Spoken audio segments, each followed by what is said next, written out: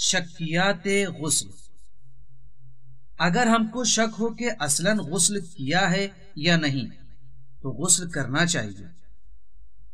اور اگر غسل کے مکمل ہونے سے پہلے بدن کے بائیں حصے کی کچھ مقدار کے بارے میں شک ہو تو صرف اتنا دھونا کافی ہے، لیکن ایک حصہ دھونے کے بعد اگر شک کریں کہ دھوئے گئے حصے میں کچھ مقدار رہ گئی تھی یا نہیں تو اپنے شک پر توجہ نہ کریں۔ مثلا بدن کے داہنے حصے کو دھوتے وقت سر و گردن یا اس کے کچھ حصے کے دھونے کے بارے میں شک کریں۔ اگر غسل کے بعد معلوم ہو کہ بدن کا کوئی حصہ بھولے سے چھوٹ گیا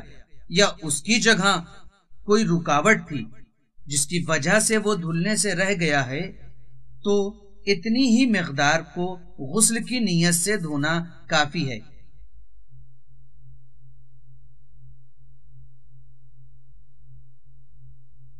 اور اگر وہ حصہ بدن کے داہنے جانب ہو تو اسے دھونے کے بعد پورا بایاں حصہ دھویا جائے گا،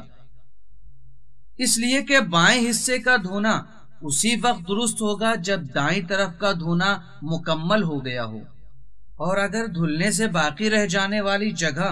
سر و گردن یا اس کا کچھ حصہ ہو تو اس کے دھونے کے بعد داہنے حصہ بدن اور اس کے بعد بائیں حصہ بدن کو دھو لیں۔